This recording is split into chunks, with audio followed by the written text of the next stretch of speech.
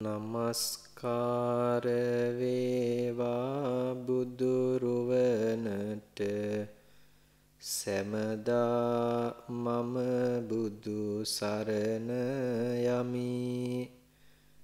නමස්කාර වේවා ධම්රුවනට සැමදා සදහම් සරණ යමි. නමස්කාර වේවා සංඝරුවනට සැමදා මහා සංඝ සරණ යමි.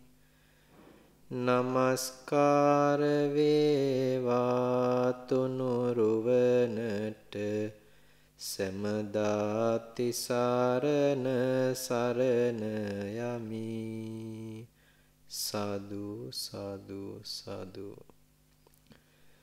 ශ්‍රද්ධාවන්ත කාරුණික පින්නතුනි, අපි මේ සූදානම් වෙන්නේ අපේ ජීවිතයට වඩාත් වැදගත් වන වටිනා කියන අවස්ථාවක් සම්බන්ධව කරුණු කිහිපයක් විමසා බලන්න.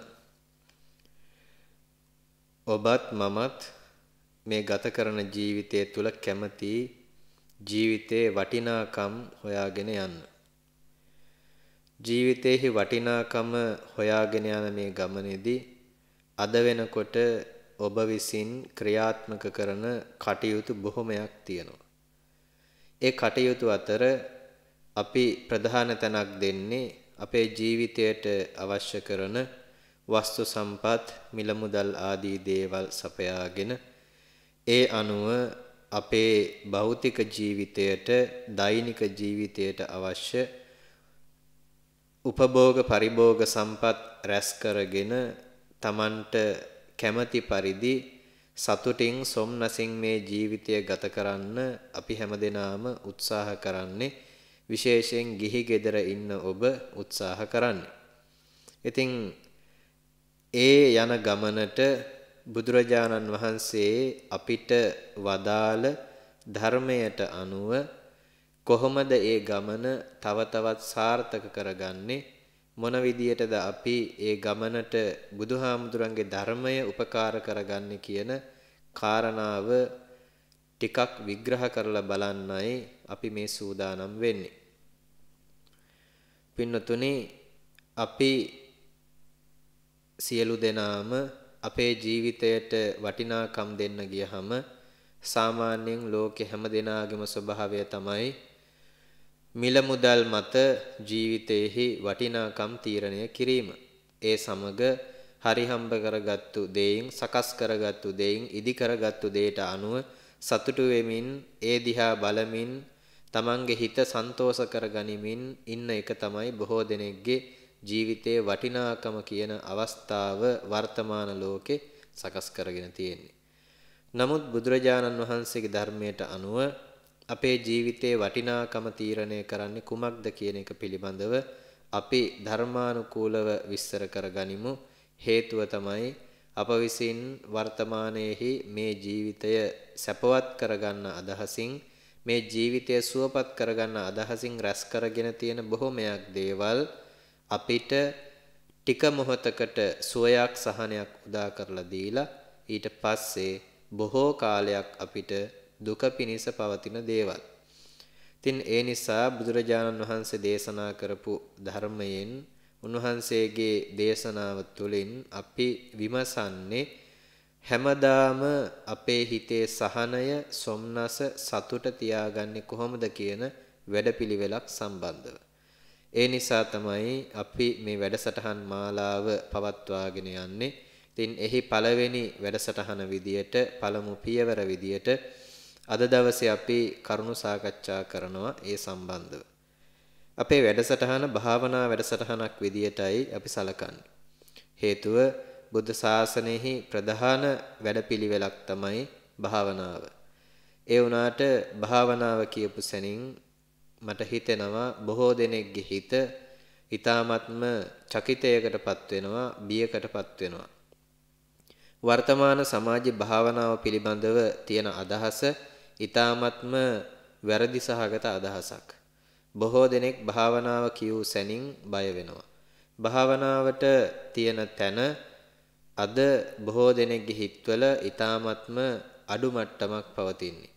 හේතුව තමයි සමාජයේ මතයක් තියෙනවා භාවනා කරන්නේ සියලු කටයුතු අවසන් කරගත්තු වයසට ගිය උදවියයි කියලා.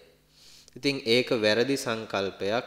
බුදුරජාණන් වහන්සේගේ ධර්මය ක්‍රියාත්මක කරන්න වයස ભેදයක් නැහැ. කියන දේ තේරෙනවා නම් කරගන්න පුළුවන් නම් වැටහීම තියෙනවා නම් ඕනම කෙනෙකුට මේ ජීවිතයේදී බුදුහාමුදුරන්ගේ ධර්මය ක්‍රියාත්මක කරන්න පුළුවන්.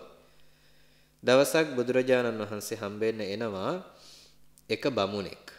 මේ බමුණ ඇවිල්ලා බුදුහාමුදුරන්ගෙන් ප්‍රශ්න කරනවා ගෞතමයන් වහන්සේ කෙනෙක් මිය ගියහම ඔහු ඉන්නවද නැද්ද? බුදුරජාණන් වහන්සේ මේ ප්‍රශ්නෙට උත්තර දෙන්නේ නැහැ. උත්තර දෙන්නේ නැත්තේ ඒ ප්‍රශ්නෙට උත්තර දීලා වැඩක් වෙන්නේ නැති නිසා. බොහෝ දෙනෙකුට හිතෙන්න පුළුවන් බුදුහාමුදුරුවෝ ප්‍රශ්නෙන් මග අරිනවා කියලා. නමුත් ඒක නෙමෙයි උන්වහන්සේගේ අදහස. දිගින් දිගට මේ බමුණ බුදුහාමුදුරන්ට ඇවටිලි කරනකොට උන්වහන්සේ ප්‍රකාශයක් කරනවා.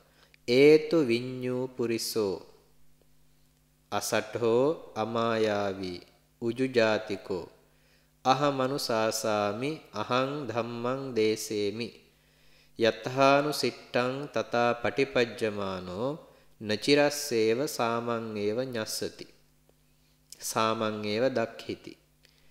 මජ්ක්‍ධිම නිකායේ වේකහනස්ස කියන සූත්‍රයට අදාළව තමයි මේ සූත්‍ර පාඨය තියෙන්නේ. ඒකේ අදහස වෙන්නේ දැන් මේ බමුණට බුදුහාමුදුර ප්‍රකාශ කරනවා ඒතු විඤ්ඤූ පුරිසෝ. එන්න අලුතෙන් හිතන්න කැමති කෙනෙක්. විඥ පුරිස විඤ්ඤූ පුරිස කියලා කියන්නේ අලුතෙන් හිතන්න කැමති කෙනාට. අසටෝ හැබැයි කපටි වෙන්න බෑ. අමායාවි මායාකාර වෙන්නත් බෑ. උජුජාතිකෝ ඍජු ප්‍රතිපදාවේ ඉන්නත් ඕන. එහෙම කෙනාට අහං අනුශාසාමි අහං අනුශාසාමි මං එහෙම කෙනාට අනුශාසනා කරන්නම්. අහං ධම්මං දේසේමි මං එහෙම අයට ධර්මයේ දේශනා කරන්නම් බණ කියන්නම්. යත්හානු සිට්ටං තථා පටිපජ්ජමානෝ කියන හැටියට පිළිපදිනවනම් නචිරස්සේව වැඩි කල නොගොස්ම සාමං ඒව ඤස්සති සාමං ඒව දක්ඛිති තමන්ම දැනගන්නවා තමන්ම අවබෝධ කරගන්නවා මොකද්ද ඇත්ත මොකද්ද බොරුව කියලා.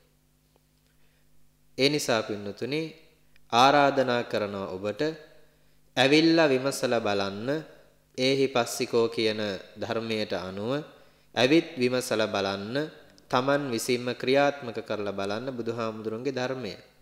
අනික් අය කියන නිසා පිළිගන්න එපා. අනික් අය කියන නිසා පිළි අරගෙන ඉන්නකොට වෙන්නේ ඒ අය ප්‍රතික්ෂේප කරනකොට අපිටත් ප්‍රතික්ෂේප කරලා යන්න සිද්ධ වෙනවා. ඒ නිසා හොඳම දේ තමයි අපි විසින් අපිටම හිමි අවබෝධයක් බුදුහාමුදුරන්ගේ ධර්මයේ පිළිබඳ තියෙන්න ඕන. ඔය ඇත්තම නිකන් විමසලා බලන්න තමන්ගේ හිතෙන් මේ වෙනකොට අපිට තියෙන්නේ තමන් විසින් තමන්ගේ මනසින් තමන්ගේ හිතෙන් තමන්ගේ අවබෝධයෙන් අවබෝධ කරගත්තු ධර්මයක්ද බුදුහාමුදුරන්ගේ ධර්මයේ පිළිබඳව. එහෙම නැත්නම් කවුරුන් හෝ කියපු දෙයක් අහන් ඉඳලා කවුරු හරි ලියපු දෙයක් කියවලා ඒ වගේ දෙයකින් නෙමෙයිද ඔබට ධර්මයේ පිළිබඳ අවබෝධයක් තියෙන්නේ. සැබවින්ම එහෙමයි. ඒ නිසා ඔබ තමන්ට හිමි අවබෝධයක් තියෙන්න ඕන. බුදුහාමුදුරෝ දේශනා කරනවා බුද්ධ ශාසනය පිළිබඳව තමන්ට හිමි අවබෝධයක් තියෙන්න ඕන. තමන්ට අනුන්ගෙන් ඉල්ලගත්තේ නැති ධර්මයේ පිළිබඳ වැටහීමක් තියෙන්න ඕන. එතකොට තමයි භාවනාව වුණත් සීලය වුණත් ඒ වගේම ප්‍රඥාව වුණත් අපිට පහසුවෙන් අවබෝධ කරගන්න පුළුවන් වෙන්නේ. එහෙම නැති වුණාම වෙන්නේ